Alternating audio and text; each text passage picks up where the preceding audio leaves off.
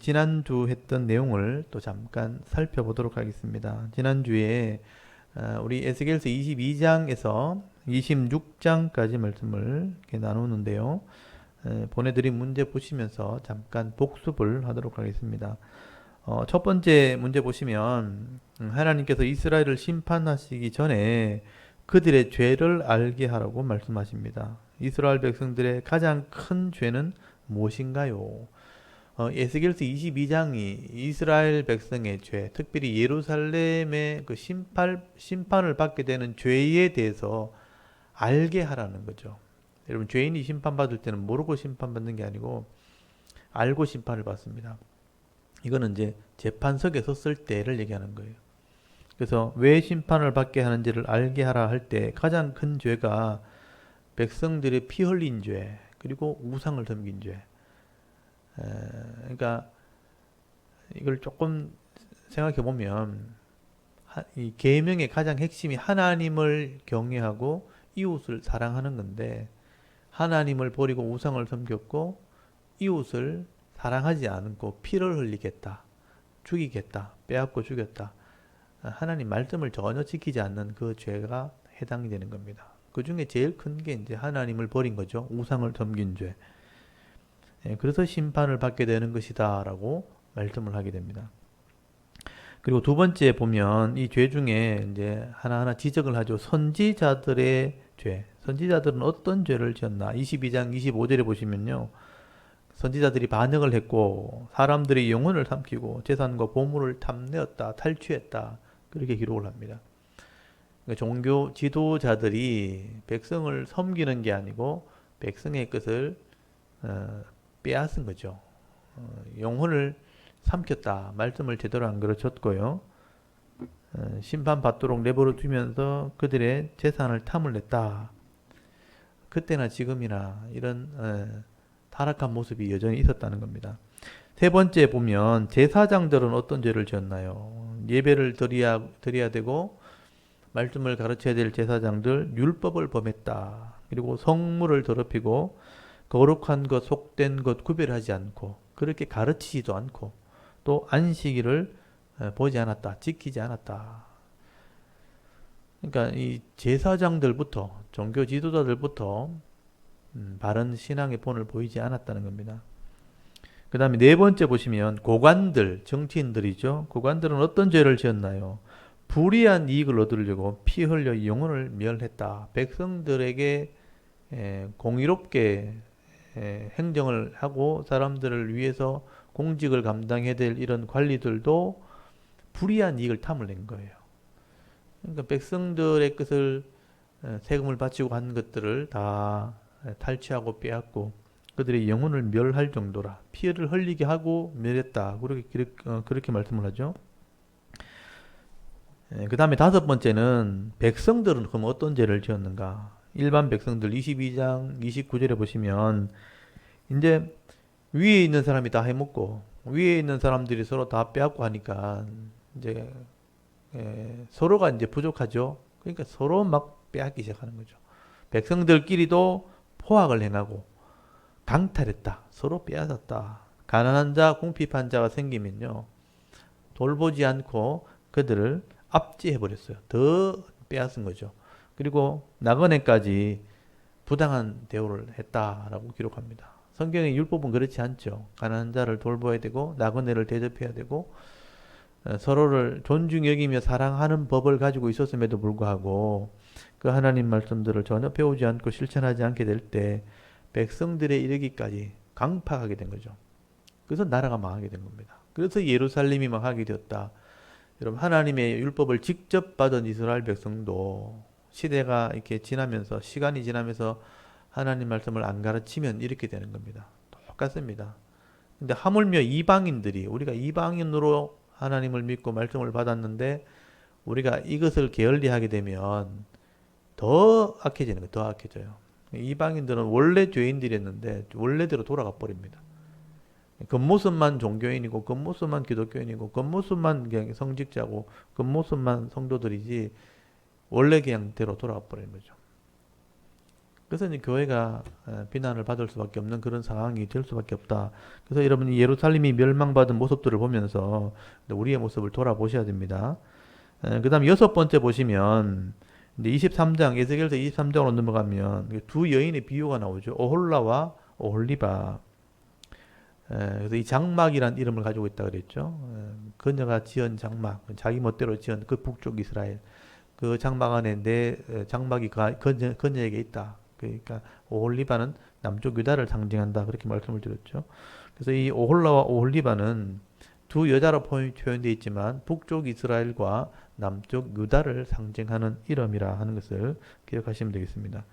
그 다음에 일곱 번째, 오홀라는 북쪽 이스라엘이죠. 누구를 연애하고 따라가서 망하게 되었나요? 에스겔서 23장 5절에 보면 아수르를 의지하다가 결국 아수르에게 망하게 되었다 하는 것을 역사의 기록에 남기게 되고요. 그 다음에 여덟 번째, 오홀리바는 오홀라가 망하는 것을 보면서 아수르를 사랑하고 또 누구를 사랑하게 되어 망하게 되었나요? 남쪽 유다는 그 히스기야 왕 때 북쪽 이스라엘이 망하거든요. 북쪽 이스라엘이 망하는 거 보고도 아수르에게 조공을 바치죠. 히스기야 왕이 아수르에게 금 30달란트, 은 300달란트 세금 바치잖아요. 그들을 사랑했고 또 바벨론을 연애하고 사랑하다가 바벨론에게 망하게 되죠. 그래서 이 남쪽 유다는 바벨론에게 망하게 됩니다. 그 다음에 아홉 번째 24장으로 넘어가면 24장에는 예루살렘의 멸망이 기록되어 있습니다. 그러니까 여러분 이걸 기억하셔야 돼요. 에스겔서 24장에서 예루살렘이 망합니다. 역사적으로. 망하는 사건이 일어나게 되는데 하나님께서는 예루살렘을 멸망시키기 전에 에스겔의 눈에 기뻐하는 것을 쳐서 빼앗는다고 말씀하는데 이것은 무엇을 말씀하는 것인가요? 에스겔의 아내를 죽이시는 거예요. 하나님 영혼을 데려가십니다. 여러분 에스겔이 자기 눈에 기뻐하는 아내라고 돼 있잖아요. 그러니까 사이가 굉장히 좋았다는 얘기죠. 에스겔을 섬겼고 선지자를 섬겼던 헌신했던 여인이었지만 하나님이 더 좋은 곳으로 데려가신 거예요. 근데 에스겔 입장에서는 마음 아픈 일이죠. 사랑하는 아내 동력자를 잃었잖아요. 그래서 사랑하는 자를 잃어버린 마음을 그때 이제 체험하게 된 거죠. 그래서 하나님께서 자기 예루살렘을 아내처럼 아꼈는데 예루살렘이 타락함으로 심판하게 되었을 때 그 하나님 마음, 하나님 아픔을 에스겔이 경험하게 하신 것이죠. 에스겔이 그 아픔을 가지고 하나님 마음으로 예루살렘의 심판을 예언하고 망한 것을 예언하면서 그렇게 망했다면 돌아봐야 된다, 회복돼야 된다 하는 것을 외치게 되는 겁니다. 그러니까 하나님 마음을 이해하기 위해서 하나님이 이렇게까지 하셨다 하는 것을 여러분 기억하셔야 됩니다. 그 다음에 10번에 보시면 하나님이 기뻐하시는 예루살렘이 멸망하고 에스겔의 기뻐하는 아내가 죽은 뒤로 에스겔은 입을 다물고 이스라엘에 대한 말씀을 하지 않게 됩니다. 그러나 에스겔서 25장에서 35장까지 무엇에 대해서 말씀하나요? 하나님께서 예루살렘이 망했을 때 에스겔의 입을 닫게 하셨어요. 그리고 예루살렘이나 이스라엘에 대해서는 예언하지 못하게 하셨고요. 근데 그 예루살렘 망했다는 소식이 시간이 지나서 에스겔에게 바벨론에까지 전달되고 난 뒤에 지금 역사적으로는 예루살렘 망했는데 그 소식이 들려오는 데는 시간이 많이 걸립니다. 그래서 그 소식이 들려오게 되었을 때 그때 비로소 이제 입이 열려서 이스라엘에 대한 예언을 하게 돼. 그게 이제 에스겔 33장이에요. 오늘 그까지 갈지 모르겠는데 33장에 다시 예언하는 장면이 나오는데 이게 이스라엘에 대한 예언을 입을 다물었을 때 어떤 내용을 기록했는가? 그게 25장부터 35장까지 10장인데 그게 이방 나라에 대한 심판이에요. 그래서 이 예루살렘이 왜 망하게 되었는가? 결국은 주위에 있는 나라들 때문에 망한 거예요. 그래서 주위에 있는 나라들에 대한 심판을 하나님께서 에스겔을 통해서 말씀하게 하십니다. 예루살렘이 망한다면 예루살렘 주위에 있는 이런 이방 나라들도 함께 하나님 심판하신다, 망하게 하신다 하는 것을 기록을 하게 됩니다. 그래서 이제 에스겔서 25장부터 35장까지 10장은 그 안에 물론 2장은 다른 내용입니다. 전체 10장을 숫자상으로 10장이니까 10장은 이방 나라에 대한 심판이라고 기억하시면 좋겠어요. 그래서 에스겔서 볼 때 이런 내용을 좀 참고하시면 좋겠습니다. 그 다음에 11번째 이스라엘이 어려움을 당할 때 손뼉을 치며 발을 구르며 멸시하고 즐거워했던 족속은 어느 족속인가요? 암몬 족속이죠. 그러니까 25장이 암몬에 대한 심판을 예언한 말씀이에요. 암몬이 왜 망했는가? 예루살렘 옆에 있는 동네 나라가 어려움 당하면 같이 도와주고 격려해주고 위로해줘야 되는데 예루살렘이 멸망받을 때 잘 됐다면서 손뼉치고 즐거워했다는 거죠. 남망하는 거 보면서 즐거워하는 그 못된 심보를 가졌다. 암몬 족속이죠. 그래서 하나님께서 이 암몬 족속을 심판하시겠다고 말씀을 하게 되는 겁니다. 여기 25장까지 오늘 26장을 보게 될 텐데요.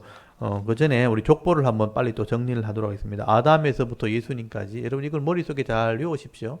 그래서 이거 외우셔서 여러분 자녀에게 손자에게 가르쳐 주십시오. 아담에서 노아까지 노아 때 홍수 심판이 있었다는데 그때 믿음의 사람이 10명이 있었어요. 아담에서부터 노아까지 이름을 한번 차례대로 해보면 아담, 셋, 에노스, 게난, 마할랄렐, 야렛, 에녹, 무두셀라, 라멕, 노아입니다. 그래서 심판하고 난 뒤에 세 명의 아들 중에 함은 죄악이 관영하게 되는 조상이 되고 셈이 믿음의 조상이 됩니다. 그래서 아브라함까지 믿음으로 살았던 사람 10명이 나와요. 그래서 이 셈의 아들에서 아브라함까지 10명 이름을 차례대로 얘기하면 셈, 아르박삿, 셀라, 에벨, 벨렉, 루, 수룩, 나올, 데라, 아브라함이에요.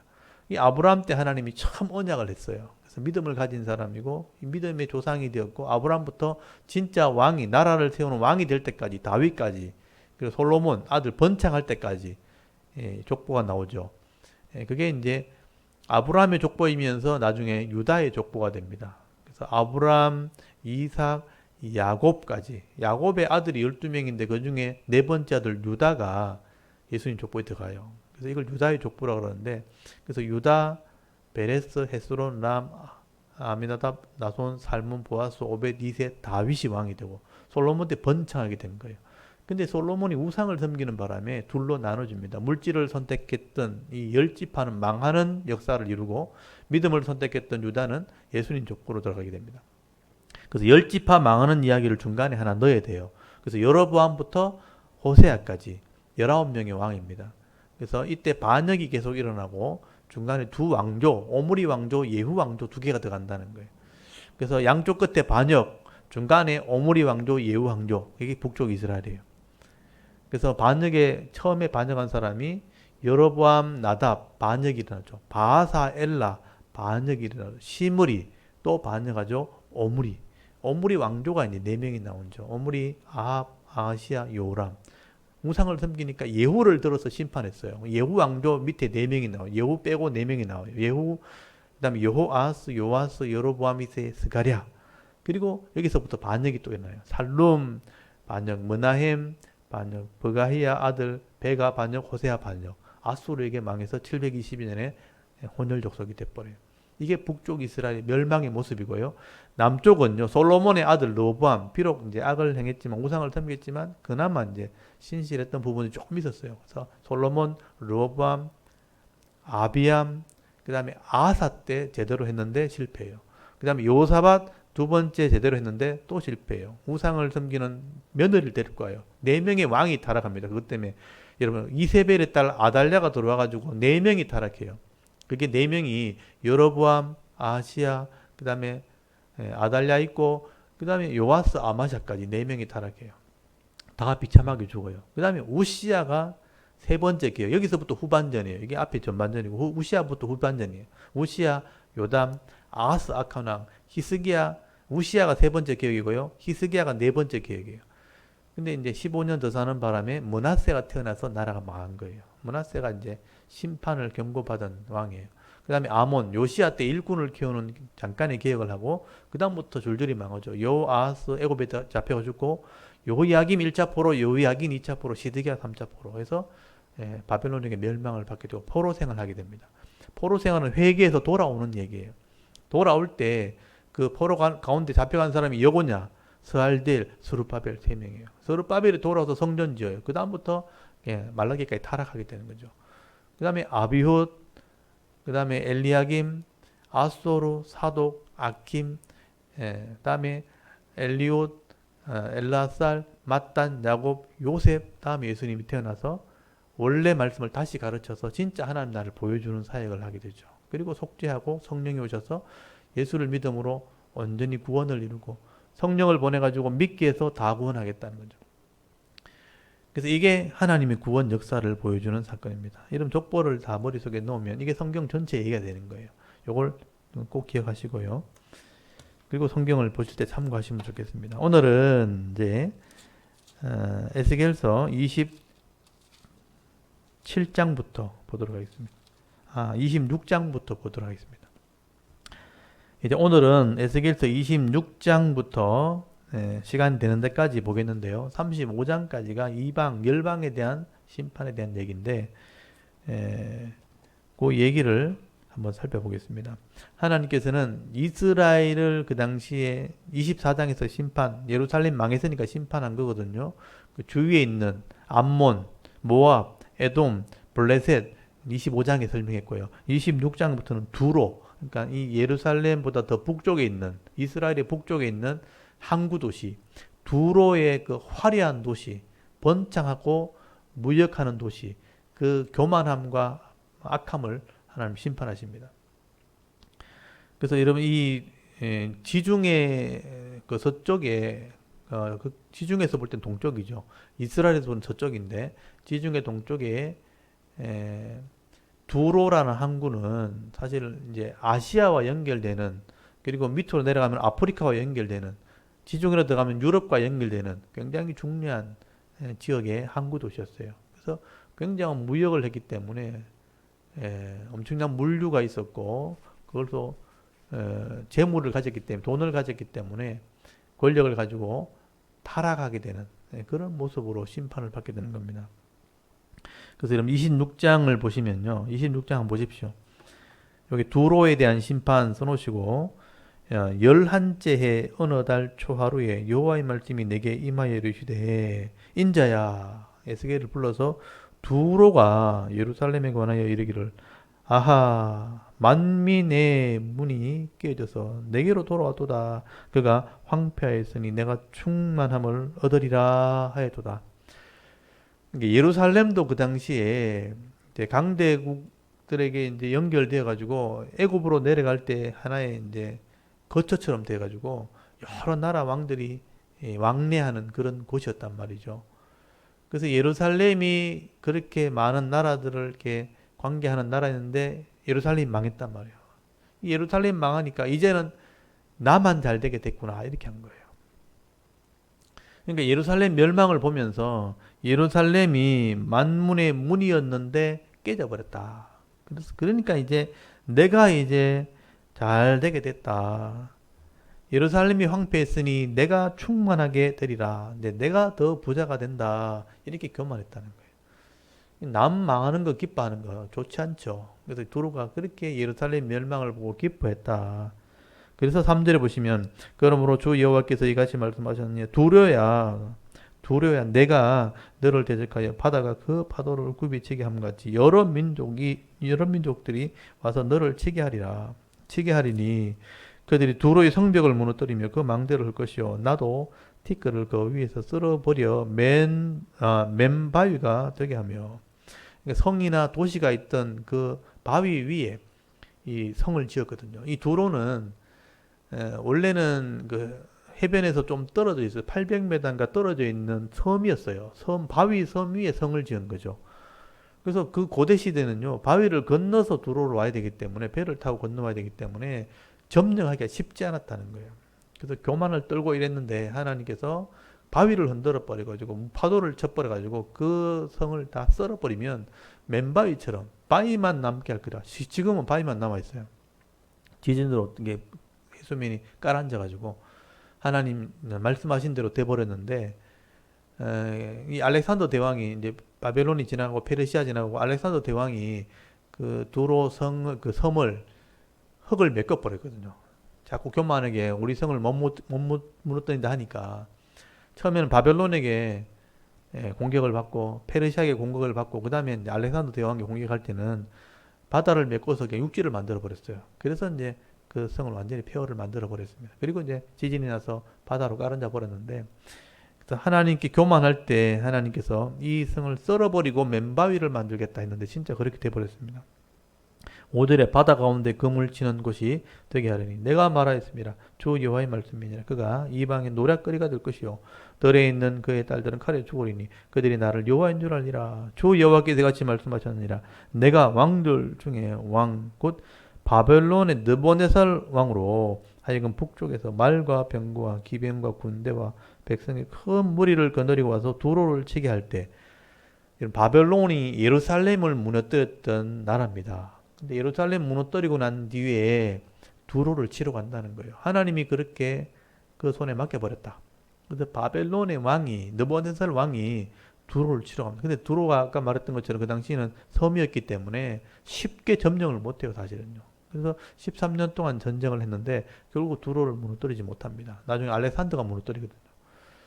그래서 그렇지만 그때 엄청난 타격을 입고 고통을 받게 될 것을 말씀하게 되는 거죠. 그래서 8절에 그가 들에 있는 너의 딸들을 칼로 죽이고 너를 치려고 사다리를 세우며 토성을 쌓으며 방패를 갖출 것이며 공성태를 가지고 네 성을 치며 도끼로 망대를 찍을 것이며 말이 많음으로 그 뒷거리 너를 가릴 것이며 사람이 무너진 성 구멍으로 들어가는 것 같이 그가 네 성문으로 들어갈 때 그 기병과 소리와 병거의 소리로 말미암아 성곽이 진동할 것이며 그가 그 말급으로 네 모든 거리를 밟을 것이며 칼로 네 백성을 죽일 것이며 네 견고한 석상을 땅에 엎드러뜨릴 것이며 네 재물을 빼앗을 것이며 네가 무욕한 것을 노력할 것이며 네 성을 헐 것이며 네가 기뻐하는 집을 무너뜨릴 것이며 또 네 돌들과 네 제목과 네 흙을 다 물 가운데 던질 것이라.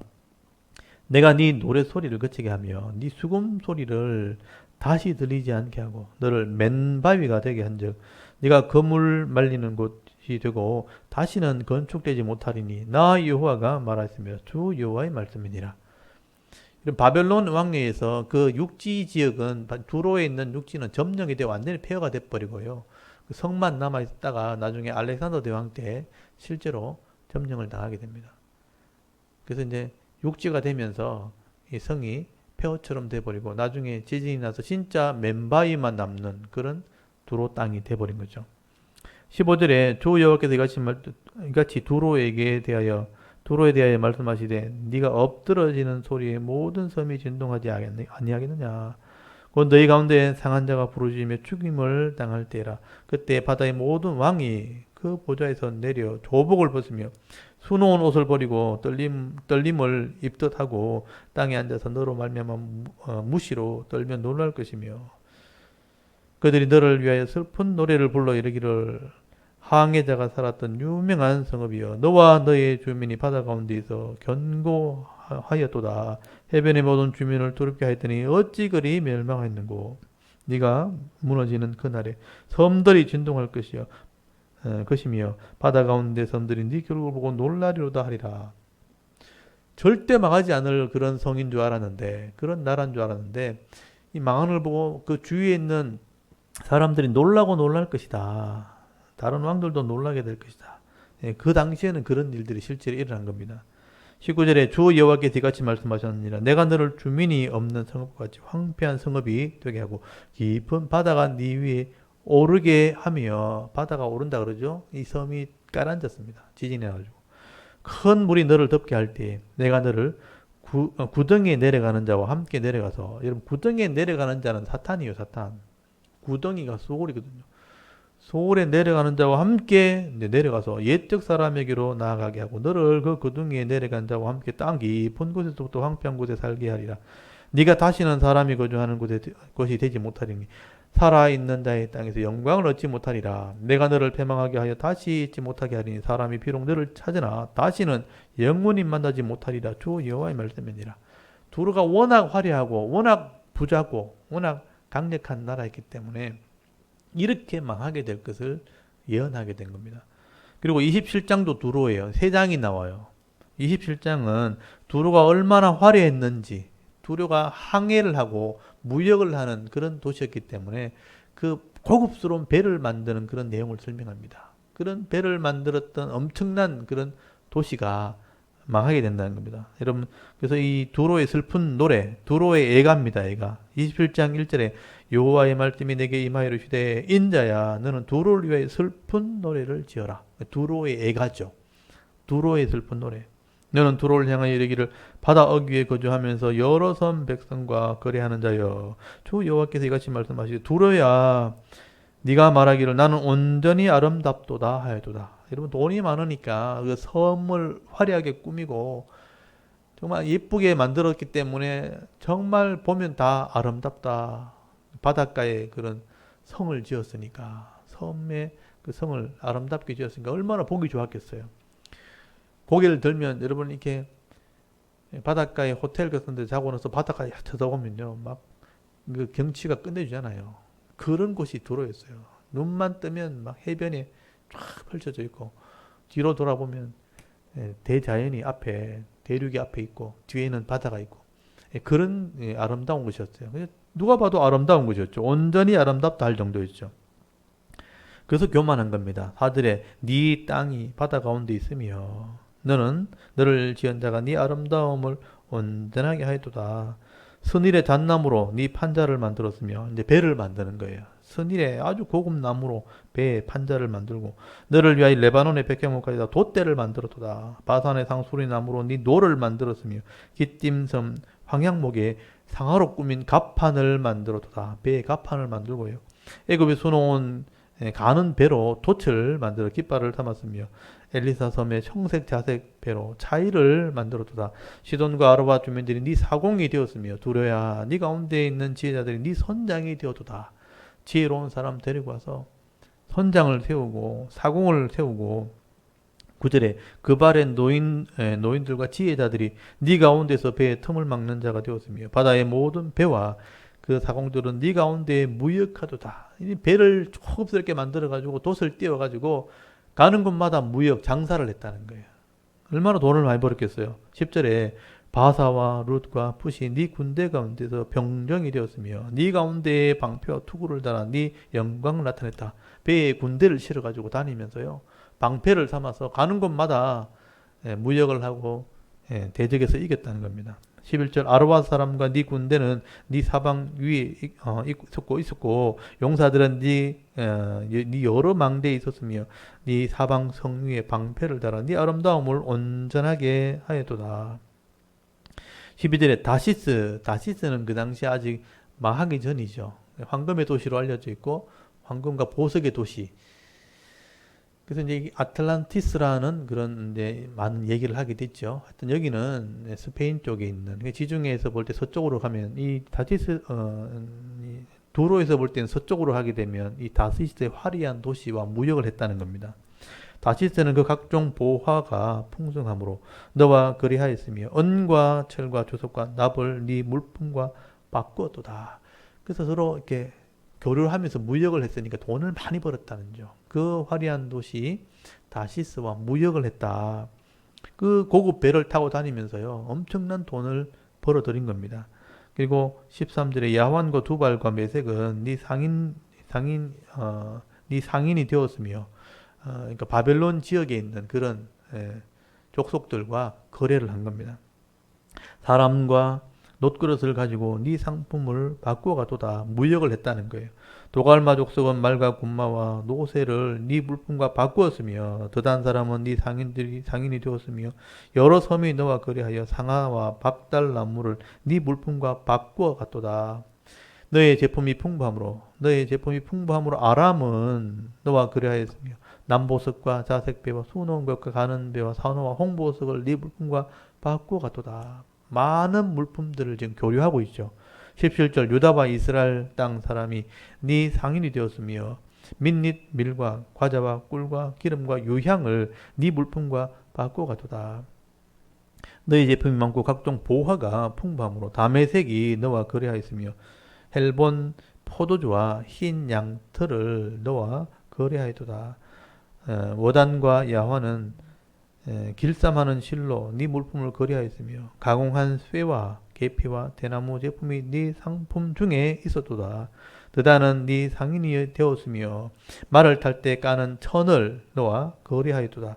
아라비아와 게달의 모든 고관은 네 손아래 상인이 되어 어린 양과 순양과 염소를 그것으로 너와 거래하였도다. 스바와 라마의 상인들도 너의 상인들이 되며 각종 극상품 향재로와 각종 보석과 황금으로 네 물품을 바꿔가도다.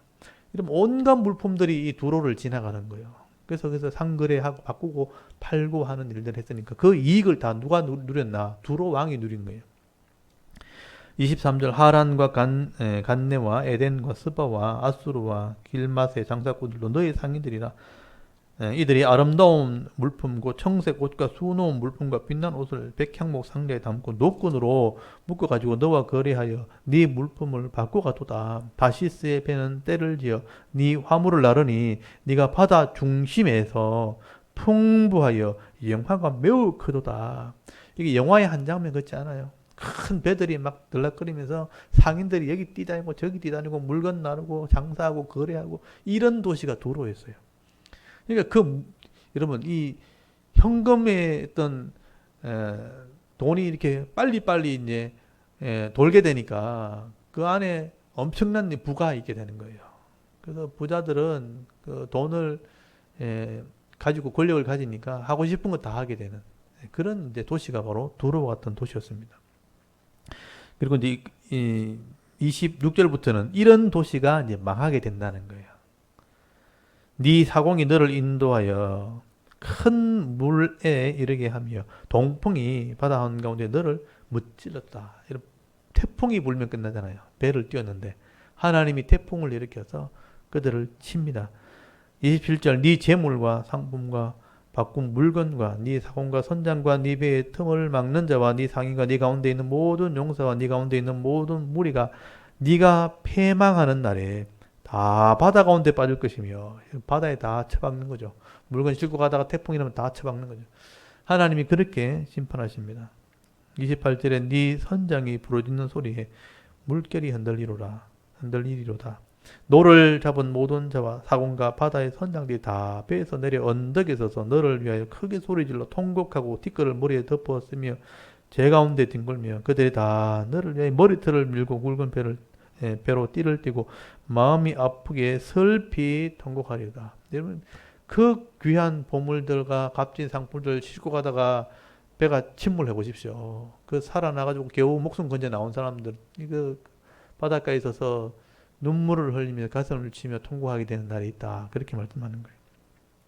32절에 그들이 통곡할 때 너를 위하여 슬픈 노래를 불러 애도하여 말하기를 두로와 같이 바다 가운데서 적막한 자가 누구인고 네 물품을 바다로 실어낼 때에 네가 여러 백성을 풍족하게 하였으며 네 재물과 무역품이 많음으로 세상 왕들을 풍부하게 하였도다. 네가 바다 깊은 데에 파선한 때에 네 무역품과 네 성객들이 다 빠졌다고 돼 있잖아요. 물에 다 빠뜨린 거죠. 섬의 주민들이 너로 말미암아 놀라고 왕들이 심히 두려워하여 얼굴에 근심이 가득하도다. 많은 민족의 상인들이 다 너를 비웃으며 네가 공포의 대상이 되었고 네가 영원히 다시 잊지 못하리라 하셨느니라. 이 두로의 화려함을 설명해 놓고 이게 다 바다에 빠뜨려지게 될 것이다. 그 두로 성도 바다에 들어갈 것이지만 그 모든 거래하는 물품들이 바다에다 여러분 태풍이 일고 파도를 쳐서 하나님이 다 바다에 수장시켜 버리는 거죠. 또 이렇게 좀 머리가 좀 빨리 돌아가는 사람들은 그 바닷가에 가면 죽을 거 많겠다 그러면서 그 찾아갈 사람이 있는지 모르겠지만 사람이 욕심이 자꾸 있는 거죠. 이런 게 다 바다에 빠졌으면 그 바다 밑에 뭐 많겠네. 사람이 욕심인 거죠. 이것 때문에 망했는데 우리는 또 그것도 가지고 싶은 욕심이 있는 거죠. 도로가 이렇게 물질 때문에 망했어요. 물질 때문에. 너무 많이 가져가지고 교만해서 망했어요. 그 교만함을 이제 28장에 설명해요. 28장이 이제 두로를 제일 잘 설명하는 게 28장입니다. 얼마나 교만했는가 한번 보십시오. 28장 1절 두로 왕의 교만입니다. 그래서 왕에 대한 심판인데 또 여호와의 말씀이 내게 임하여 이르시되 인자야 너는 두로 왕에게 그랬잖아요. 왕에게 이르기를 주 여호와께 네같이 말씀하시되 네 마음이 교만이 나오죠. 말하기를 나는 신이라 내가 하나님의 자리 곧 바다 가운데 앉아 있다 하도다. 바다를 지배하니까 여러분 상품을 싣고 물품을 싣고 바다 가운데 가서 돈을 벌고 그 권력을 가지고 있으니까 돈 있으니까 뭐든지 다 할 수 있고 돈 있으면 사람을 부릴 수 있고 시킬 수 있고 사올 수 있으니까 신처럼 돼버린 거죠. 와 내가 못할 게 없구나. 두로 왕이요 자기가 신이라고 그랬다는 거예요. 그 시대에 못할 게 없었다는 거예요. 그만큼 교만했다는 거죠. 사실은 그렇게 할 수 있는 환경을 주시고 그렇게 할 수 있는 이렇게 재능을 주신 것을 감사해야 되는 거예요, 원래는. 그래서 그 많은 돈으로 다른 사람들을 살리는 일을 했더라면 그 사람들이 두로를 도와줬을 거예요. 근데 그것 가지고 만용하고 교만을 부리니까 그 잃어버렸을 때 다 욕하는 거예요. 잃어버렸을 때 다 손가락질하는 거예요. 그래서 그렇게 하나님처럼 교만했던 자가 망하게 된 거죠. 보십시오. 내가 바다에 앉아 있다. 내가 신이다. 그러는데 네 마음이 하나님의 마음 같은 채 할지라도 너는 사람이요 신이 아니거든. 여러분 사람은 사람이죠. 3절 네가 다니엘보다 지혜로워서 은밀한 것을 깨닫지 못할 것이 없다 하고 네 지혜와 총명으로 재물을 얻으며 은과 금과 은을 곳간에 저축하였으며 네 큰 지혜와 네 무역으로 재물을 더하고 그 재물로 말미암아 네 마음이 교만하도다. 여러분 돈이 있고 이 사람이 머리가 빨리 돌아가니까 장사를 하게 되는 거예요. 그래서 많은 사람들이 올 때 그러니까 여러분 이 돈이라는 게 계산이잖아요. 계산. 얼마를 팔면 얼마를 남기고 이게 어떻게 저장을 하고 어떻게 이렇게 보관을 하고 하는 게 머리가 나쁘면 절대로 못 하거든요. 그러니까 이 사람이 지혜롭단 말 하잖아요. 똑똑하다 내가 지혜롭다. 그런 지혜를 가지고 배를 만들고 사람을 부려서 사공을 지켜서 물건을 팔게 하고 그 돈을 다 가졌다. 그래서 5절에 보시면 네 큰 지혜 이런 똑똑함이 무역을 해가지고 재물을 얻은 거예요. 재물을 더하니까 그 재물로 말미암아 이제 마음이 교만했다고 돼 있잖아요. 이게 하나님 주신 은혜인데 사람들이 이렇게 자기가 갖다 주는 이런 물질 때문에 자기 마음이 교만해진 거예요. 그래서 여러분 장사하시는 분들, 사업하시는 분들 하나님이 재능을 주시지 않고 사람을 붙여주지 않으면 절대로 그렇게 돈을 벌 수가 없습니다. 여러분 사업해서 성공한 사람이 많지 않거든요. 근데 그렇게 돈을 벌게 되면 그게 은혜인 줄 알아야 되는데 자기가 똑똑한 줄 아는 거예요. 자기만 잘난 줄 아는 거예요. 그래서 그 재물이 더해지면서 이제 교만해 버린 거죠. 재물은 힘이거든요. 물질은 힘입니다. 이 땅에서는 여러분 돈은 힘이에요. 돈 없으면 아무것도 할 수 없기 때문에. 근데 그걸 더해지면서 이제 교만해지게 되는 거죠. 그래서 내가 하나님이다 신처럼 할 수 있다고 말한 거죠. 6절에 보십시오. 그러므로 주 여호와께서 이같이 말씀하셨느니라. 네 마음이 하나님의 마음 같은 채 하였으니 그런즉 내가 이방이고 여러 나라의 강포한 자를 거느리고 와서 너를 치리니 그들이 칼을 빼어 네 지혜의 아름다운 것을 치며 네 영화를 더럽히며 또 너를 구덩이에 빠뜨려서 너를 바다 가운데 죽임을 당한 자의 죽음같이 바다 가운데 죽게 할지라. 네가 너를 죽이는 자 앞에서 내가 하나님이라고 말하겠느냐? 너를 치는 자 앞에서 사람일 뿐이요 신이 아니라. 네가 죽음의 자리에 갔을 때는 네가 하나님이라고 하겠느냐? 너는 그냥 사람일 뿐이다. 10절 네가 이방인의 손에서 죽기를 할례받지 않는 자의 죽음. 할례받지 않은 것은 그 당시에 유대인들이 아니니까 이스라엘 사람들이 하나님께 선택한 사람이니까 할례받지 않은 자는 불신자 이런 개념이에요. 이방인들. 할례받지 않은 자의 죽음같이 불신자의 죽임같이 하리니 내가 말하였음이니라. 주 여호와의 말씀이니라 하셨다 하라. 결국 여러분 이 두로 왕이 그렇게 교만하다가 여러분 많이 가지고 자랑하고 있으면요. 뒤에서 좀 힘 있는 사람들은요. 그거 쳐다보면서 다 욕심을 내는 거예요. 그걸 자랑하면 안 되는데 여러분 내가 가졌다고 많이 갖다 막 자랑하면요. 옆에 조금 힘 있는 사람들은요. 그거 뺏으려고 막 눈독을 들이고 있는 겁니다. 조금만 틈만 있으면 치고 들어오는 거예요. 그래서 이런 사람이 달려가지고 칼 들고 와가지고 죽인다는 거예요. 그래서 그때 죽을 때 신이라고 하는 자들도 똑같이 죽는 겁니다. 그래서 다 빼앗기게 된다는 겁니다. 그래서 여러분 절대로 많이 가진 사람들은 그거 막 자랑하면 안 됩니다. 그 자랑하면 다른 사람이 또 눈독 들이는 거예요. 저거 언제 뺏어야지 그런단 말이에요. 그것 가지고 선을 행해야 돼. 선을요. 선을 행할 때는 많은 사람들이 그 사람이 잘하기를 바라게 되는 거예요. 그래서 여러분 12절 보십시오. 인자야 두루 왕을 위하여 슬픈 노래 애가를 지어 그에게 이르기를 주 여호와의 말씀에 너는 완전한 도장이었고 지혜가 충족하여 온전히 아름다우도다. 그러니까 이 두루 왕이 하나님의 주시는 이 지혜 가지고 온전함을 가지고 있었다. 근데 그가 망하게 되는 것을 이렇게 하나님께서 에스겔을 통해서 비유로 설명하면서 여기 중요한 게 13절이에요. 옛날에도 그렇게 망한 자가 있었는데 그게 사탄이었다. 사탄의 이제 정체를 이렇게 설명하신 거예요. 에덴 동산이 창조되기 전에 하나님이 천사를 만들었는데 그 천사 중에 하나가 마치 두로 왕 같은 천사가 하나 있었다는 거예요. 그 천사가 두로 왕처럼 아름답고 완전하게 지었는데 그 천사가 하나님처럼 되려고 하다가 망해가지고 마귀가 됐다는 거예요. 그러니까 두로 왕 너도 그때 에덴 동산의 마귀처럼 똑같이 지금 너가 망하는 거다. 그 얘기는 두로 왕의 마음에 마귀가 들어가 있다는 거죠. 마귀처럼 나를 대적하다가 내처럼 되려고 하다가 너도 망하는 거다. 그래서 세상에 여러분 돈과 권력을 가지고 하나님처럼 되려고 하는 건 그 안에 다 마귀가 들었다는 거예요. 마귀가 그렇게 하려고 다 망했기 때문에. 그래서 13절 보십시오. 네가 옛적에 하나님의 동산 에덴에 있어서 네 두로가 에덴 동산 살았던 존재가 아니잖아요. 근데 그때 얘기를 하는 거예요. 에덴 동산에 있어서 각종 보석꽃, 홍보석과 황보석과 금강석과 황옥과 홍마누와 창옥과 창보석과 남보석과 홍옥과 황금으로 단장하였으며 우리는 이 중에 하나도 없죠. 이런 보석을 다 치장해서 창조된 천사가 하나 있었어요.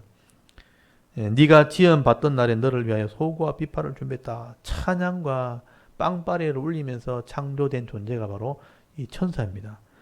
12절 너는 기름 부음 받고 지키는 그룹이란 말이 케루빔이란 말인데 일반적으로 그냥 천사라고 알려진 거죠. 그래서 케루빔 천사였다. 내가 너를 세워 네가 하나님의 성산에 있어서 불타는 돌들 사이 왕래하였다. 이게 사역을 하는 천사죠. 네가 지원받던 날부터 네 모든 길이 완전하더니 마침내 네게서 불의가 드러났다. 어떤 이 천사가 아름다운 천사가 불의를 가졌는데 그게 뭐냐? 하나님처럼 되려고 하는 거예요. 그렇게 해서 망한 이 천사가 있었는데 두로 왕도 똑같이 했다는 거죠. 그래서 16절 네가 네 무역함으로 네 무역이 많음으로 네 가운데 강포가 가득하여 네가 범죄하였도다. 너 지키는 그루바. 그러므로 내가 너를 더럽게 여겨 하나님의 산에서 쫓아내고 불타는 돌들 사이에서 멸하였도다. 그래서 이 그룹이라는 것은 천사죠. 그 당시에 에덴 동산에서 이 천사가 하나님처럼 되려고 할 때 내가 너를 쫓아냈고 불타는 돌들 사이에서 멸했다. 그래서 천사가 타락해가지고 사탄이 된 거예요. 그 사탄이 에덴 동산에서 하나님의 사랑을 받는 사람이 창조되었을 때 그 하나님의 그 복을 이제 잃어버리게 만들려고 하나님처럼 될 수 있다고 하는 그래서 선악을 알게 하는 나무로 계약한 나무인데 그걸 먹게 만들어서 타락시켜서 죽는 존재. 자기가 죽어야 되니까 같이 죽자고 이렇게 사람들 타락시킨 존재가 바로 사탄입니다. 그래서 뱀으로 형상을 해서 설명을 했지만 사탄이 결국은 함께 타락하게 된 것이죠. 그래서 사탄이 타락함과 같이 두로왕이 타락했다는 것을 지금 설명을 하게 됩니다. 그리고 17절에 네가 아름다움으로 마음이 교만하였으며 네가 영화로움으로 네 지혜를 더럽혔으며 내가 너를 땅에 던져 왕들 앞에 두어 그들의 구경거리가 되게 하였도다.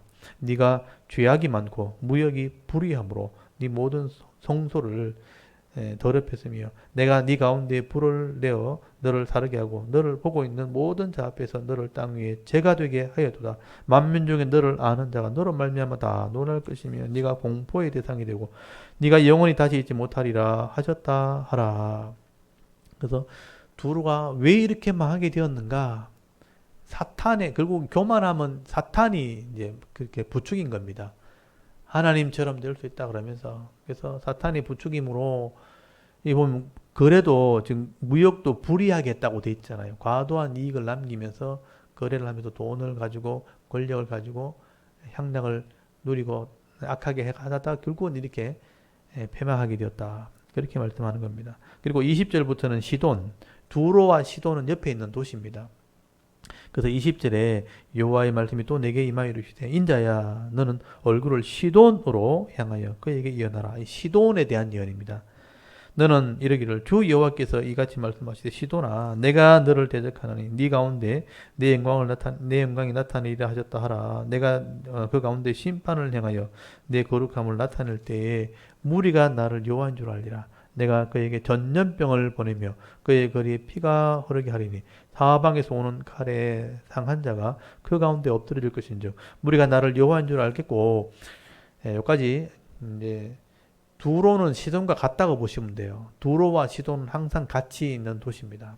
똑같이 이런 무역함을 통해서 교만했던 나라가 결국은 전염병으로 죽게 될 것이다. 그리고 나서 24절에 이스라엘이 망했다고 조롱하면서 내가 잘 되리라 했던 두로와 시돈이 이들이 망하게 되면 이들은 망하면 끝이에요.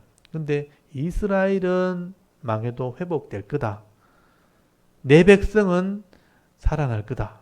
그렇게 뒤에 이게 이제 쉽게 말하면 너희는 망할 때 너희들이 조롱했던 이스라엘은 회복된다. 야고로지 이런 내용이에요. 야고로지. 그래서 24절 이스라엘 족속 얘기는 하고 나오잖아요. 이스라엘 족속의 이는 그 사방에서 그들을 멸시하는 자 중에 찌르는 가시와 아프게 하는 가시가 다시는 없으리니 내가 주 여호와인 줄 그들이 알리라. 주 여호와께서 이같이 말씀하셨느니라. 내가 여러 민족 가운데 흩어져 있는 이스라엘 족속을 모은다고 돼 있잖아요. 그래서 이스라엘 백성이 잠시 이렇게 고난받아 흩어졌지만 내가 다 모은다 모으리니 그들로 말미암아 여러 나라의 눈앞에서 내 거룩함을 나타낼 때에 그들이 고국 땅 곧 내 종 야곱에게 준 땅에 거주할지라. 그들이 그 가운데 평안히 살면서 집을 건축하며 포도원을 만들고 그들의 사방에서 멸시하던 모든 자들을 내가 심판할 때 그들이 평안히 살며 내가 그 하나님 여호와인 줄을 그들이 알리라. 보십시오.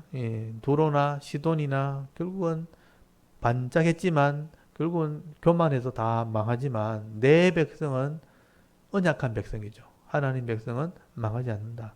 성도를 말하는 거예요. 성도. 여러분 세상에 똑같이 생명으로 태어났지만 할례 받지 못한 자, 불신자는요. 자기 힘으로 살다가 겨우겨우 뭐 이렇게 자랑하다가 그냥 망하지만 성도는 하나님 은혜로 회복되는 겁니다. 잠시 고난을 받을 수 있지만 회복됩니다. 그래서 하나님 나라에서 영원히 살게 되는 거죠. 그래서 다른 나라들은 망할 때 이스라엘은 회복될 것이고 집을 건축하고 평안히 살게 될 것이다. 이게 성도에 대한 복을 얘기하는 것이고 이스라엘의 회복을 얘기하는 겁니다.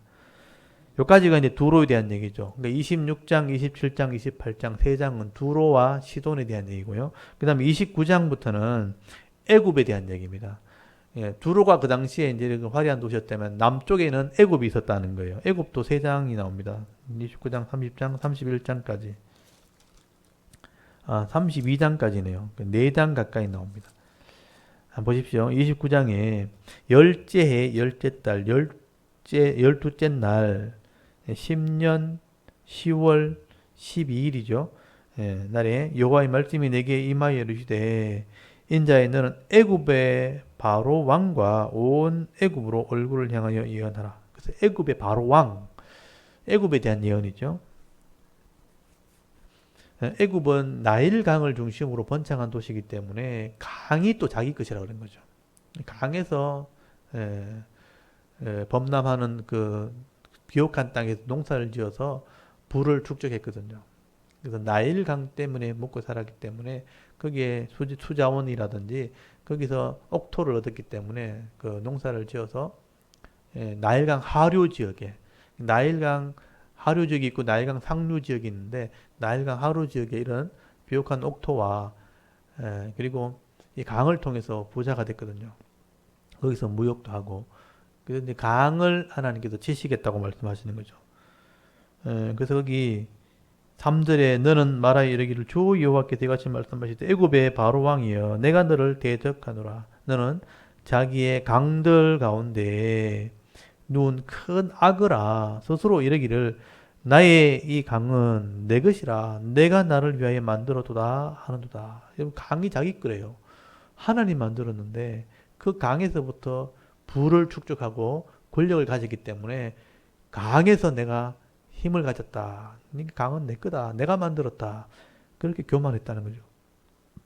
그래서 4절에 내가 갈고리로 네 아가미를 꿰고 내 강의 고기가 네 비늘에 붙게 하고 네 비늘에 붙은 강의 모든 고기와 함께 너를 너의 강들 가운데 끌어내고 너와 내 강의 모든 고기를 덜에 던지리니 여러분 강에 있는 고기들은 물속에 있어야 사는 거죠. 그걸 들판에 다 던져버리면 다 죽는 겁니다. 예, 그래서 너와 너의 강의 모든 물고기를 들에 던지리니 네가 지면에 떨어지고 다시는 거두거나 모으지 못할 것은 내가 너를 덜짓는가 공중의 새의 먹이로 주었습니다. 애굽의 모든 주민이 내가 여호와인 줄 알리라. 애굽은 본래 이스라엘 족속에게 갈대 지팡이라. 여기서부터 잘 보시면요. 애굽이 강을 가지고 교만했던 거 하고 또 하나는 이스라엘이 어려움 당하면 늘 애굽을 자꾸 의지하려고 했다는 거예요. 애굽은 갈대 지팡이. 여러분 지팡이가 쇠 지팡이도 아니고 나무 지팡이도 아니고 갈대 지팡이밖에 안 되는 거예요. 근데 이스라엘은 애굽이 이제 강대하게 보이니까 이스라엘이 애굽을 자꾸 의지하려고 할 때 애굽은 내가 도와줄게, 내가 도와줄게 이렇게 한 거예요. 그러니까 애굽을 도와주려고 하는 이런 교만한 이스라엘을 도와주려고 하는 이런 교만한 애굽이 알고 보니까 갈대 지팡이밖에 안 되는 거죠. 하나님 그걸 꺾어버린다. 끝난다는 거죠. 그러니까 이스라엘을 자꾸 유혹해가지고 이스라엘을 의지하게 했던 이스라엘이 의지하는 나라가 되었던 애굽을 하나님이 심판하겠다는 겁니다. 그래서 여기 6절을 다시 보시면 애굽의 모든 주민이 내가 여호와인 줄 알리라. 애굽은 본래 이스라엘 족속의 갈대 지팡이라. 그들이 너를 손으로 잡은즉 네가 부러져서 그들의 모든 어깨를 찢었고 그들이 너를 의지한즉 네가 부러져서 그들의 모든 허리가 흔들리게 하였도다. 그래서 이 이스라엘이요 북쪽이 쳐들어오면 아수르나 바벨론 쳐들어오면 애굽을 자꾸 하나님을 의지해야 되는데 애굽을 자꾸 의지하게 해서 하나님을 의지하지 못하게 만들었다는 거예요. 그래서 너도 꺾인다는 거예요. 그래서 8절에 보시면요. 그러므로 주 여호와께서 이같이 말씀하셨느니라. 내가 칼이 네게 임하게 하여 네게 사람과 짐승을 끄는즉 애굽 땅이 사막과 황무지가 되리니. 여기 애굽이요 사막과 황무지가 된다. 지금 애굽은 사막밖에 없습니다. 애굽이 그 본토도 나일강 유역 빼고는 전부 사막화돼 있고요. 그거 지나면 그 유명한 사하라 사막이 뒤에 펼쳐져 있는 거죠. 그러니까 이 애굽은 사막이 돼버리죠. 지금도 그것 때문에 지금은 거의 이제 힘이 없죠. 관광지밖에 안 돼 있죠. 애굽은 지금도 실제로 지금 사막처럼 황무지처럼 돼버렸죠. 사막과 황무지가 되리니 내가 여호와인 줄 그들이 알리라. 내가 스스로 이르기를 이 강은 내 것이라 내가 만들었다 하도다. 교만했다는 거죠. 강이 내 거다. 하나님 주셨는데 내 거다. 교만했다는 거죠. 10절에 그러므로 내가 너와 네 강들을 쳐서 애굽 땅 믹돌에서부터 수에네 곧 구스 지경까지 황폐와 황무지 곧 사막이 되게 하리니 그 가운데로 사람의 발도 지나가지 아니며 짐승의 발도 지나가지 아니하고 거주하는 사람이 없이 40년을 지낼지라. 12절에 내가 애굽 땅을 황폐한 나라들 같이 황폐하게 하며 애굽 성읍도 사막이 된 나라들의 성읍같이 40년 동안 황폐하게 하고 애굽 사람들은 각국 가운데 흩으며 여러 민족 가운데 해치리라. 주 여호와께서 이같이 말씀하셨느니라. 40년 끝에 내가 만민 중에 흩은 애굽 사람을 다시 모아 내되 애굽에 사로잡힌 자들을 돌이켜 바드로스 땅 곧 그 고국 땅으로 돌아가게 할 것이라. 그들이 거기에서 미약한 나라가 되되. 여기 미약한 나라. 지금은 애굽이 굉장히 미약한 나라만 존재하고 있죠. 그래서 그때 강대국이었던 애굽은요, 하나님이 쳐서 모든 자원들을 다 잃어버리게 되고 또 예루살렘을 점령했던 바벨론이 바로 애굽으로 쳐들어 내려옵니다. 여러분 예루살렘 멸망당했을 때 사람들이 애굽으로 도망갔잖아요. 그때 예레미야가 바벨론이 여기 쳐들어온다 그랬잖아요. 그래서 바벨론이 쳐들어와서 애굽을 쑥대밭을 만들어 버립니다. 그리고 포로를 다 잡아버려 같이. 그리고 40년 뒤에 돌아와요. 돌아오는데 미약한 나라가 되게 될 것이다 하는 것이 이루어지게 된 겁니다. 그래서 15절에 나라 가운데 지극히 미약한 나라가 되어 다시는 나라들을 위해 스스로 높이지 못하리니 내가 그들을 감하여 다시는 나라들을 다스리지 못하게 할 것이라. 제국으로 큰 나라로는 세우지 못하게 될 것이다. 미약한 나라로 존재한 겁니다. 16절 그들이 다시는 이스라엘 족속의 의지가 되지 못할 것이요 이스라엘 족속은 돌이켜 그들을 바라보지 아니하므로 그 죄악이 기억되지 아니하리니 내가 여호와인 줄을 그들이 알리라 하셨다 하라. 그래서 지금 이스라엘이 독립했을 때도 애굽이 쳐들어 올라가다가 이스라엘한테 박살났잖아요. 6.1 전쟁 때도 박살났고. 그러니까 이 이스라엘이 의지하는 나라가 아니고요. 이스라엘의 지배를 받는 나라가 된 겁니다. 그리고 17절에 27째 해 첫째 달 초하루에 여호와의 말씀이 내게 임하여 이르시되 인자야 바벨론의 느부갓네살 왕이 그의 군대로 두로를 치게 할 때에 크게 수고하여 모든 머리털이 무너졌고 모든 어깨가 벗어졌으나 그와 군대와 그 수고한 대가를 두로에게 얻지 못하였느니라. 아까 두로를 바벨론이 친다 그랬잖아요.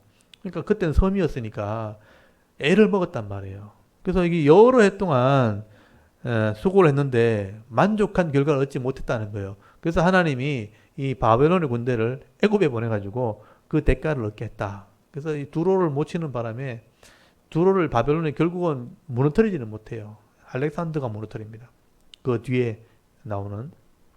그래서 이 바벨론의 군대가 애굽에 가서 애굽을 칠 것이다. 19절에 그러므로 주 여호와께서 이같이 말씀하셨느니라. 내가 애굽 땅을 바벨론의 느부갓네살 왕에게 넘기리니 그가 그 무리를 잡아가며 물건을 노력하며 빼앗아 갈 것이라. 이것이 그 군대의 보상이 되리라.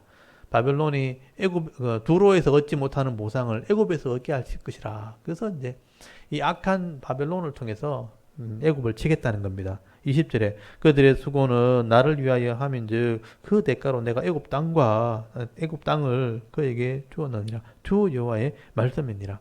하나님이 바벨론을 들어가지고 이제 두로를 막 때렸는데 만족한 결과를 얻지 못하니까 애굽에 가서 대가를 누리게 할 거다. 애굽도 때리게 할 거다. 그렇게 말씀하신 거예요. 21절 그날에 나는 이스라엘 족속에게 한 뿌리 돋아나게 하고 나는 네가 그 가운데에서 입을 열게 하리니 내가 여호와인 줄 그들이 알리라. 그래서 애굽도 이제 망한다는 얘기를 하는 거죠. 그리고 30장에 넘어가면 이것 애굽에 대한 심판을 얘기하게 됩니다. 거기 오시면 또 여호와의 말씀이 내게 임하여 이르시되 30장 2절에 인자야 너는 예언하여 이르라. 주 여호와께서 이같이 말씀하시되 너희는 통곡하며 이르기를 슬프다 이 날이여 하라. 그 날이 가깝도다. 여호와의 날이 가깝도다. 구름의 날일 것이요 여호와 여러 나라의 때이로다. 애굽에 칼이 임할 것이라. 애굽에서 죽임 당한 자들이 엎드러질 때에 구스의 심한 근심이 될 것이며 애굽의 무리가 잡혀가며 그 터가 흘릴 것이요 구스와 붓과 룻과 모든 섞인 백성과 굽과 및 동맹한 나라의 백성들이 그들과 함께 칼이 엎드러지라. 애굽이 어려움 당하니까 주위에 있는 나라들이 막 도와주러 온단 말이에요. 여러분 도와주러 온 나라도 끝난다는 거예요. 6절에 여호와께서 같이 말씀하셨느니라. 애굽을 붙들어 주는 자도 그러니까 도와주는 자들이죠. 엎드러질 것이요 애굽의 교만한 권세도 낮아질 것이라. 믹돌에서부터 수에네까지 무리가 그 가운데에 칼에 엎드러지리라. 주 여호와의 말씀이니라. 황폐한 나라들 같이 그들도 황폐할 것이며 사막이 된 성읍들 같이 그 성읍들도 사막이 될 것이라. 내가 애굽에 불을 일으키며 그 모든 돕는 자를 멸할 때 그들이 나를 여호와인 줄을 알리라. 애굽은 이제 그 북쪽이 낮고 남쪽이 높거든요. 나일강이 상류가 구스입니다. 구스. 그래서 애굽 상류가 구스예요. 그래서 그게 같은 나라는 마찬가지예요. 물론 나라는 나눠져 있지만 그 밑에 리비아고 그래서 그 전체가 이제 애굽의 편을 들었기 때문에 같이 망하게 된다는 겁니다.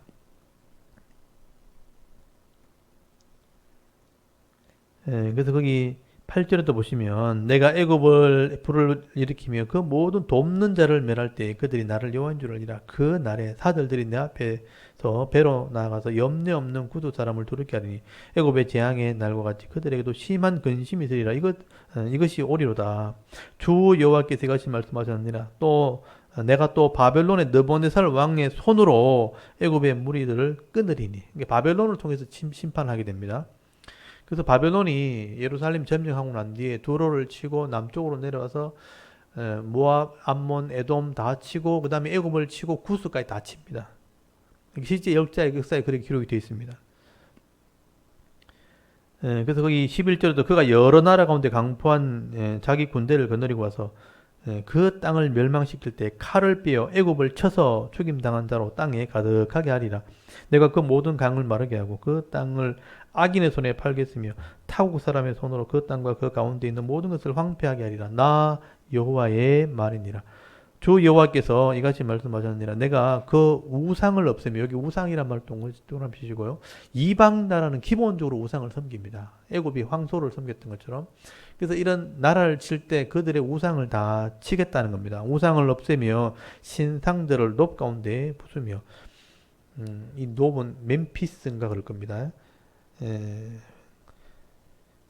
애굽 땅에서 왕이 다시 나지 못하게 하고 그 땅에 두려움이 있게 하리라. 내가 바두로스를 황폐하게 하며 소환을 불을 지르며 노 나라를 심판하며 내 분노를 애굽의 견고한 성읍 신에 쏟고, 신도 이렇게 하나의 지역이고 나라입니다. 신을 쏟고, 또 이 노도 나라죠.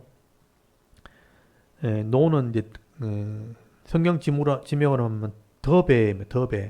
나라의 무리를 끊을 것이라. 내가 애굽에 불을 일으키리니, 신 광야라고 하는 그 지역에 있는 신 나라가 심히 근심할 것이며, 노는 이제 더베 나라는 찢겨 나눌 것이며, 놉은 이제 멤피스거든요. 놉 나라가 날로 대적이 있을 것이며, 아웬과 비베셋, 이건 애굽 주위에 있는 도시들입니다. 장정들의 칼을 엎드릴 것이며 그 성읍 주민들은 포로가 될 것이라. 그러니까 애굽을 중심으로 해서 그 지역에 있는 도시들이 다 점령을 당한다는 겁니다. 18절에 내가 애굽의 멍에를 꺾으며 그 교만한 권세, 이 교만에 대한 심판이죠. 교만한 권세를 그 가운데서 거치게 할 때, 드함드헤스, 원래는 다바네스거든요. 예레미야서에 보면 다바네스로 갔다고 돼 있거든요.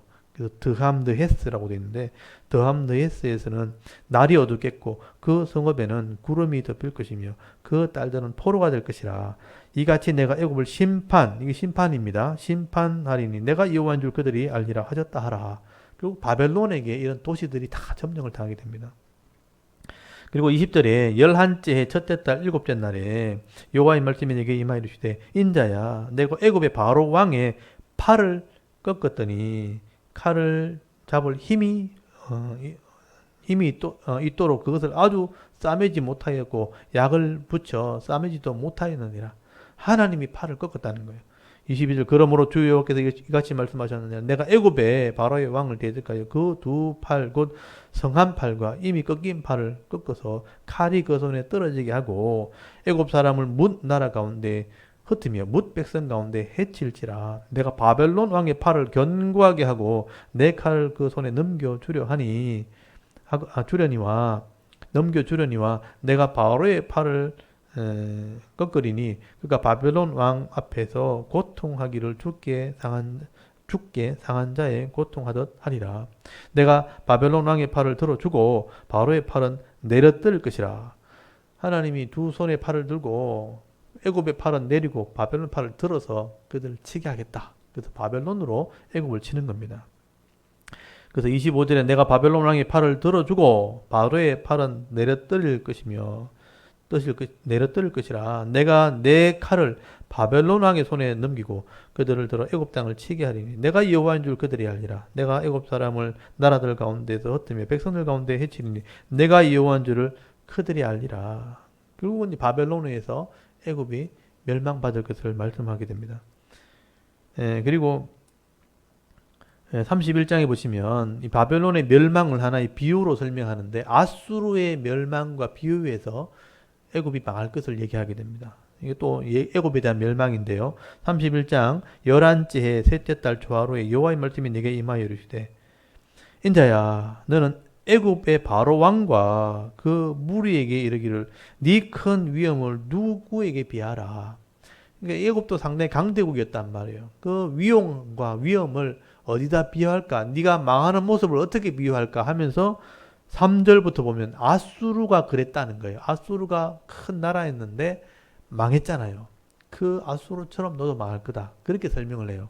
그래서 3절부터 보시면요. 볼지어다. 비유를 해본다는 거죠. 아수르 사람은 가지가 아름답고 그늘은 숲의 그늘 같으며 키가 크고 꼭대기가 구름에 닿은 네바논 백향목이었느니라. 그래서 아수르란 나라를 큰 백향목으로 비유한 거예요. 그래서 4절에 물들이 그것을 기르며 깊은 물이 그것을 자라며 그것을 자라게 하며 강들이 그 심겨진 곳을 둘러 흐르며 뚝에 물이 들의 모든 나무에까지 미치매 그 나무가 물이 많으므로 키가 들의 모든 나무보다 크며 굵은 가지가 번성하며 가는 가지가 길게 뻗어나갔고 공중의 새들 그러니까 이 아수르란 나라가 곱게 자라고 넓게 퍼졌는데 새들이 거기에 깃들였다는 것은 여러 나라가 거기에 혜택을 입었다는 거예요. 모든 공중의 새가 공중의 모든 새가 그 큰 가지에 깃들이며 들의 모든 짐승이 그 가운데 가지 밑에 새끼를 낳으며 모든 큰 나라가 그늘 아래 거주하였느니라. 지배를 당했다는 거죠. 그 뿌리가 큰 물가에 있으므로 그 나무가 크고 가지가 길어 모양이 아름다우며 하나님의 동산에 백향목이 능히 그를 가리지 못하며 잣나무가 그 굵은 가지만 못하여 단풍나무가 그 가는 가지만 못하여 하나님의 동산에 어떤 나무도 그 아름다운 모양과 같지 못하였도다. 굉장히 화려했다는 거죠. 내가 그 가지를 많게 하여 모양이 아름답게 했더니 하나님의 동산 에덴에 있는 모든 나무가 다 시기했다는 거죠. 그만큼 크고 화려했는데 10절 그러므로 주 여호와께서 이같이 말씀하셨느니라 그의 키가 크고 꼭대기가 구름에 다 높이 솟아나므로 마음이 교만하였은즉 이게 교만이죠 결국은요. 아수르가 그래서 망한 거예요. 내가 여러 나라 능한 자의 손에 넘겨줄지라 그의 임의로 대우할 것은 내가 그의 악으로 말미암아 쫓아냈습니다. 여러 나라에 포악한 다른 민족이 그를 찍어 버렸으므로 다른 민족이 이제 원래 아수르는 바벨론에서 망합니다. 그가 그 가는 가지가 산과 모든 골짜기에 떨어졌고 그 굵은 가지가 그 땅 모든 물에 꺾여졌으며 세상 모든 백성이 그를 버리고 그늘 아래에서 떠나매 공중의 모든 새가 그 넘어진 나무에 거주하며 들의 모든 짐승이 그 가지에 있으리니 이는 물가에 있는 모든 나무는 키가 크다고 교만하지 못하게 하며 그 꼭대기가 구름에 닿지 못하게 하며 또 물을 마시는 모든 나무가 스스로 높아 서지 못하게 하매니 그들이 다 죽음에 넘겨주어 사람들 가운데 구덩이로 내려가는 자와 함께 지하로 내려가게 합니다. 구덩이에 내려가는 자와 함께 지하로 내려갔다. 구덩이로 내려갔다는 지옥에 갔다는 겁니다. 15절 주 여호와께서 이같이 말씀하셨느니라. 그가 스올 지옥이죠. 스올에 내려가던 날에 지옥에 가는 날에 내가 그를 위하여 슬프게 울게 하며 깊은 바다를 덮으며 모든 강을 죽게 하며 큰 물을 그치게 하고 레바논이 그를 위하여 슬프게 울게 하며 들의 모든 나무들을 말며 쇠잔하게 하였느니라. 내가 그 구덩이에 내려가는 자와 함께 스올에 떨어지던 그때에 백성들이 그 떨어지는 소리로 말미암아 진동하게 하였고 물을 마시는 에덴의 모든 나무고 레바논에 뛰어나고 아름다운 나무들이 지하에서 위로를 받게 하였느니라. 그렇게 시기하고 했던데 그 아수르가 망한 거잖아요. 그래서 그런 나라도 같이 지옥에 갔다는 거예요. 그래서 이제 위로를 받겠다. 17절에 그러나 그들도 그와 함께 수월에 내려 칼에 죽임을 당한 자들에게 일어났느니 그들은 옛적에 그들의 팔이 된 자요 나라들 가운데 그들 아래에 거주하던 자니라. 이 말은 아수르가 망해서 지옥 가니까 아수르가 죽였던 사람들이 먼저 와 있다는 거예요. 그래서 같이 지옥에 가게 되었다. 그래서 18절에 너의 영광과 위대함이 에덴의 나무들 중에 어떤 것과 같을고 그러나 네가 에덴의 나무들과 함께 지하에 내려갈 것이요 거기에서 할례 받지 못하고 칼에 죽임을 당한 자 불신자 가운데 누우리라. 이들은 바로와 그의 모든 군대라. 이 모습이 바로의 군대의 모습이다 라고 마지막에 써놨잖아요. 그래서 바로 왕이 어떻게 망하는가 그 위용을 어떻게 설명할까 해놔놓고 아수르가 이렇게 화려한 나라였는데 지옥 갔잖아. 그것처럼 너의 군대와 너도 지옥 갈 거다. 그렇게 말씀하시는 거예요. 그래서 여러분 이 땅에 가진 것 가지고 감사하지 않고 그것 가지고 자랑하다가 악을 행하게 되면 가는 곳은 똑같아요. 구덩이에 던지자들과 함께 지하로 내려가서 지옥에 가는 겁니다. 그리고 32장도 이제 바로 왕에 대한 슬픈 노래입니다. 애가를 지어라. 그래서 여러분 32장 보십시오. 거기 보시면 12째 달 초하루에 여호와의 말씀이 내게 임하여 이르시되 인자야 너는 애굽의 바로 왕에 대하여 슬픈 노래를 불러 그에게 이르라. 너는 여러 나라에서 사자로 생각하였더니 실상은 바다 가운데 큰 악어라. 강에서 튀어 일어나 발로 물을 휘저 그 강을 더럽혔도다. 주 여호와께서 이같이 말씀하셨느니라. 내가 많은 백성들 무리를 거느리고 그 물을 네 위에 치고 그 거물로 너를 끌어오리라. 내가 너를 물에 버리고 들에 던져 공중의 새들이 네 위에 앉게 할 것이요 온 땅의 짐승이 너를 먹어 배부르게 하리로다. 그리고 심판한다는 것이죠. 예, 그리고 이제 여러분 이건 쭉 읽어보시면 될 것 같은데 오늘 지금 시간이 많지 않아서 11절 한번 보십시오. 똑같은 내용입니다. 예, 주 여호와께서 이같이 말씀하셨느니라 바로 왕의 칼이 네게 오리라. 이게 죄송합니다. 바벨론 왕의 칼이 네게 오리라. 바벨론이 심판한다는 얘기를 계속하고 있죠. 예, 나는 네 무리가 용사하고 모든 나라의 무서운 자들의 칼에 엎드러지게 할 것이며 그들이 애굽의 교만을 동원하시죠. 결국은 교만함이죠. 교만을 패하며 그 모든 무리를 멸하리로다. 그리고 15절에 보시면요. 내가 애굽 땅을 황폐하여 사막이 되게 하여 거기에 풍성한 것이 없게 할 것이며 그 가운데 모든 주민을 치리니 내가 여호와인 줄을 그들이 알리라. 이는 슬피 부를 노래니 여러 나라 여자들이 이것을 슬피 부르며 애굽과 그 모든 무리를 위하여 이것을 슬피 부르리로다. 주 여호와의 말씀이니라. 네, 그리고 여러분 18절에도 보십시오. 인자야 애굽의 무리를 위하여 슬피 울고 그와 유명한 나라의 여자들을 구덩이에 내려가는 자와 함께 지하에 던지며 그리고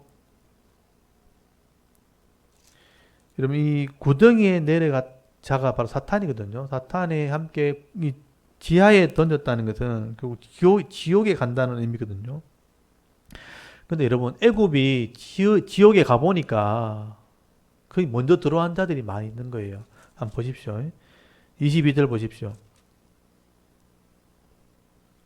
22절 보면 거기에 그러니까 지옥에 아수르와 그 온 무리가 있으며 먼저 와 있는 거예요. 아수르와 그 온 무리가 있으며 그러니까 아수르가 먼저 망했으니까 다 죽임을 당하여 칼에 엎드러진 자라 그 무덤이 그 사방에 있도다. 그리고 24절 보세요. 거기에 엘람이 있다. 엘람이 또 먼저 그 전에 망한 거예요. 엘람이 먼저 또 와 있고요. 그 모든 무리가 그 무덤 사방에 있으며 그들은 다 할례 받지 못하고 불신자죠. 죽임 당하여 칼에 엎드려 지하에 내려간 자로다. 그들이 생존하는 사람들이 세상에 두렵게 하였으나 생존하는 세상에 살아있을 때는 세상이 두려워할 정도로 강한 사람이었어요. 근데 이제는 구덩이에 내려가는 자와 함께 수치를 당했다. 구덩이가 지옥입니다. 지옥에 내려갔다. 그리고 한번 보십시오. 26절에 거기에 가보니까 또 메색과 두발과 그 모든 무리가 있고 여러 무덤은 사방에 있으며 그들은 다 할례 받지 못하고 불신자가 되어서 칼에 죽임을 당한 자로 다 그들이 생존하는 사람들의 세상에는 두렵게 했다. 살아있을 때는 한가닥 했던 사람들이 전부 다. 이런 사람들이 결국은 다 지옥 가 있는 거죠. 여러분 이 땅에서 내놓으라 하고 사람들을 두렵게 하고 무섭게 하고 힘있게 하는 사람들요. 잠깐 동안 있다가 가보면 다 지옥 가 있는 거예요. 그래서 여기 27절 그들이 할례 받지 못한 자 가운데 이미 엎드려진 용사들과 함께 누운 것이 마땅하지 아니하냐. 이 용사는 다 무기를 가지고 수올에 내려가서 자기의 칼을 베개로 삼았다. 칼을 베개로 삼고 있는 거예요. 목이 달아나는 거죠, 전부 다. 29절 보시오. 거기에 에돔과 곧 그 왕들과 그 모든 고관이 있으며 에돔 왕들도 그 와 있는 거예요, 지옥에. 그리고 이제 31절 보시면요. 바로가 그 애굽의 왕이죠.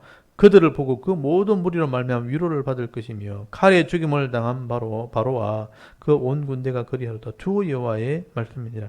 내가 바로로 하여금 생존하는 사람들의 세상에서 사람을 두렵게 하였으나 이 땅에 있을 동안 살아있는 동안 사람을 두렵게 할 정도로 큰 왕이었다 이 말이죠. 이제는 그가 모든 무리와 더불어 할례를 받지 못한 자 곧 칼에 죽임을 당한 자와 함께 누우리라. 지옥 간다는 거죠. 주 여호와의 말씀이니라. 그리고 끝나는 거죠. 그래서 여러분 그 당시에 예루살렘 멸망할 때 예루살렘을 비롯해서 예루살렘이 의지할 정도로 큰 나라였던 부가 있었던 두로라든지 강대국이 있던 애굽 같은 왕들도 결국은 그 교만함으로 다 지옥에 간다는 겁니다. 다 심판을 받게 된다. 할례 받지 못한 자와 함께 구덩이에 던져지게 된다는 것은 지옥 간다는 겁니다. 여러분 이 땅에 있는 어떤 힘과 권리를 가진 최고의 우두머리에 있는 자리에 있다 할지라도 여러분 악을 행하고 하나님을 배반하고 교만하게 되면요. 한때는 대단한 사람이었지만 결국은 다 지옥 가는 겁니다. 가보면 먼저 와 있는 사람들이 도둑하다는 거예요. 그게 이방 나라에 대한 심판입니다. 그리고 여러분 33장부터 34장 두 장이 이제 예루살렘의 소식이 들려왔을 때 에스겔이 선포했던 말씀이에요. 그래서 33장은 파수꾼의 사명, 에스겔을 하나님 파수꾼으로 세웠다는 거예요. 네가 말하면 너는 살겠지만 말 안 하면 네가 책임져야 된다. 그게 파수꾼이라는 거죠. 그리고 34장의 메시지는 뭐냐면 이스라엘의 목자들을 예언해라, 심판해라. 예루살렘이 망하게 된 이유가 뭐냐면 목자들이 잘못했다는 거죠. 목자라는 그 표현 안에 그 34장 2절에 보면요. 인자에 너는 이스라엘 목자들에게 예언하라. 이 목자가 그 당시에는 왕이나 종교 지도자들을 다 포함된 거예요. 백성들을 책임지고 있는 지도자들이죠. 목자라는 게 결국 양을 보호하는, 양을 키우고 먹이고 보호하는 그 책임진 사람이 목자거든요. 그 나라에서는 왕이나 종교 지도자들이에요. 그 목자들이 잘못해서 결국 망하게 됐다. 그래서 목자들을 쳐서 예언하는 내용이 나옵니다. 예루살렘 멸망하고 난 뒤에. 그래서 33장, 34장은 에스겔의 메시지고요. 35장이 에돔이거든요.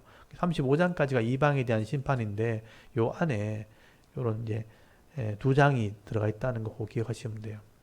오늘은 지금 에스겔서 26장부터 지금 33장, 32장까지 이방 나라에 대한 심판에 대한 얘기를 한 거예요. 이게 에스겔이 입이 다물어져서 이스라엘을 예언하기, 예루살렘 망하고 난 뒤에 이스라엘에서 예언하지 못하게 되었을 때 이방 나라가 이렇게 심판받을 것을 예언한 거예요. 여러분, 이 땅에도 마찬가지입니다. 이 땅에 복음이 전해지고 속죄의 소식이 전해졌을 때 예수를 믿은 하나님과 언약한 백성은요, 하나님 백성으로 단련을 받고 믿음을 지키게 될 때 하늘나라 들어가겠지만 이 땅에서는 좀 고난도 받을 수 있고 어려움 당할 수 있죠. 그렇지만 불신자들은요, 막 나가는 겁니다. 그러다가 자랑도 할 수 있고 교만도 할 수 있는데 결국은 다 지옥 갈 수밖에 없는 거예요. 그래서 이방 나라를, 이방 사람들, 불신자를 부러워할 것도 없고 따라갈 필요도 없는 겁니다. 내게 주신 사명, 내 이 믿음의 그릇 안에서, 내 영역 안에서, 대구에서 태어난 사람 대구에서, 또 서울에서 사는 사람 서울에서, 자기 지역에서 내게 주어진 사람들과 함께 하나님 나라 사명 감당하면 되는 거예요. 그게 내가 해야 될 일입니다. 그래서 여러분 각자에게 주시는 은혜가 뭔지를 잘 깨달으셔서 이 하나님 말씀 속에서 분명히 믿음 있는 사람들, 아까 보셨잖아요. 이방 사람들은 망하지만 이스라엘은 내가 다시 모을 거다. 그리고 그들이 심판받을 때 이들은 평안히 살게 될 것이다. 어떻게 보면 우리 성도들에게 하시는 말씀이에요.